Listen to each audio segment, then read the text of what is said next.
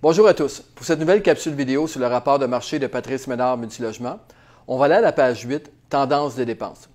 Lorsque c'est le temps de regarder un investissement immobilier, il y a plusieurs ratios qu'on tient compte, entre autres le coût par logement, multiplicateur de revenus bruts, multiplicateur de revenus nets, le taux de rendement interne, il y a la valeur actuelle nette.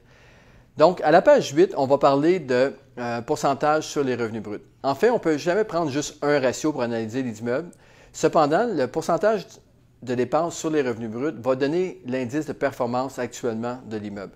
Puis c'est important parce que dans un marché aujourd'hui qui est quand même élevé, c'est important de déterminer, voir si l'immeuble il y a du potentiel ou pas.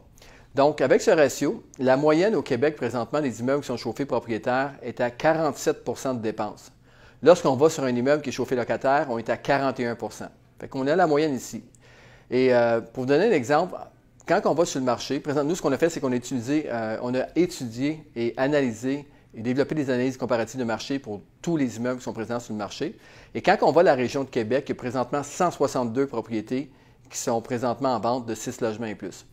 Et lorsqu'on prend ceux qui sont chauffés propriétaires, on va trouver plus de 24 propriétés qui ont un ratio de dépenses supérieur à 47 Et là, ça devient intéressant. C'est sûr qu'au niveau du cash flow, pour commencer, c'est un peu plus difficile, mais ce qui est intéressant là-dedans, c'est que si un immeuble est opéré à 50 ou 55, et même il y en a certains jusqu'à 60 ça vous donne un indice que vous, en tant que propriétaire, si vous achetez, ensuite vous allez pouvoir optimiser cet immeuble-là et puis récupérer le plus rapidement votre mise de fonds.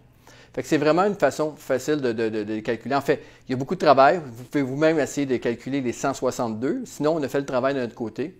Et puis, je suggère d'ailleurs de communiquer avec Sylvain Lacasse à Québec, avec Nick à Montréal, pour leur demander des analyses comparatives de marché. Et puis, cela va vous aider vraiment pour déterminer et acheter un immeuble avec lequel vous allez pouvoir créer de la valeur dans les prochaines années. Donc, j'espère que cette vidéo-là vous a éclairé. Si vous pensez que vous avez une personne que vous connaissez qui pourrait être intéressée par le contenu, n'hésitez pas à la taguer.